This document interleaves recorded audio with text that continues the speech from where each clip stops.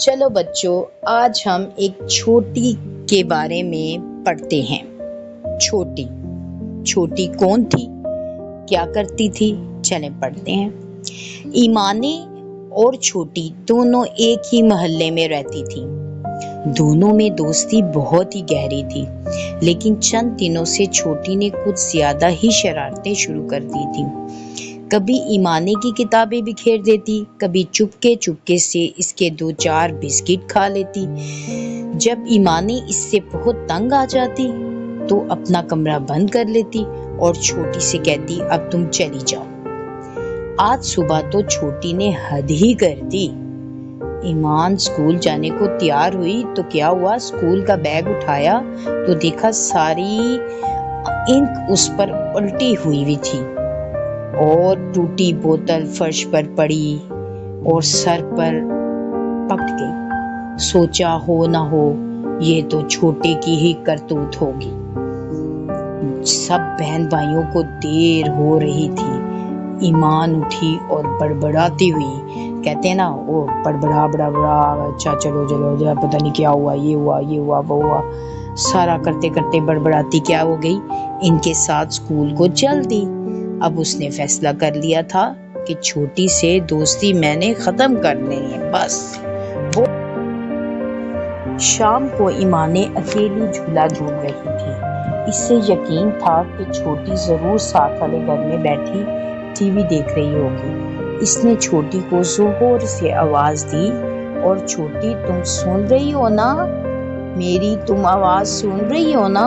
میری تم سے لڑائی ہوئی ہے۔ وہ دیکھا کتنا بتاتی میری لڑائی ہوئی ہے۔ پھر کہنے لگی میں تمہیں جھولا بھی نہیں جھولنے دوں گی۔ چھوٹی نے کوئی جواب نہیں دیا۔ ایمانیں سمجھی شاید ٹی وی کے شور میں چھوٹی نے سنا ہی نہ ہو۔ وہ پھر بولی، پتہ ہے آج ابو نے مجھے چاکلیٹ کا پورا پیکٹ دیا تھا، کہہ رہے تھے کہ چھوٹی کو ضرور کھلانا، مگر میں نے ساری چاکلیٹ خود ہی کھا لی۔ اف مزے! میں تمہیں آئندہ نہ چاکلیٹ دوں گی نہ ہی اپنی گیند سے کھیلنے دوں گی۔ تم میرے گھر بھی اب کبھی مت آنا۔ ایمانیں پھر سے جھولا جھولنے لگ گئی۔ اوہو، ایمانیں کو تو بہت ہی غصہ چڑھا ہوا ہے۔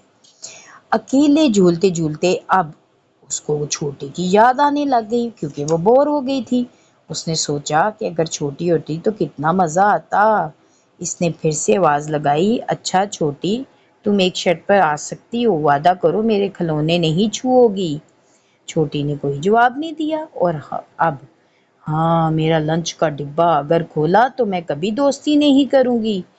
یہ تو شرطیں رکھ رہی ہے، جبکہ دوستی میں شرطیں نہیں ہوتی۔ چھوٹی پھر بھی خاموش رہی۔ ایمان نے سوچنے لگی کہ پتہ نہیں چھوٹی نے اس کی بات سنی بھی ہے یا نہیں۔ چلو دیکھتے ہیں اب کیا ہوتا ہے۔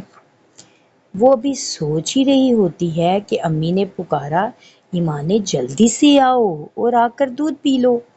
اس سے پہلے کہ ایمانیں امی کے پاس جاتی، چھوٹی نے دیوار سے چھلانگ ماری اور ایک ہی جست میں باورچی خانے میں رکھی میز پر پہنچ گئی۔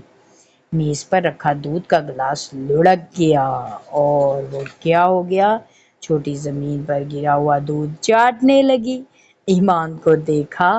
ایمانیں نے دیکھا تو بولی سی شکل بنا کر بولی، میاؤں۔ ایمانیں نے پیار سے اسے گود میں اٹھا لیا۔ تو اچھا بچوں، اب بتائیں کہ یہ چھوٹی کون تھی؟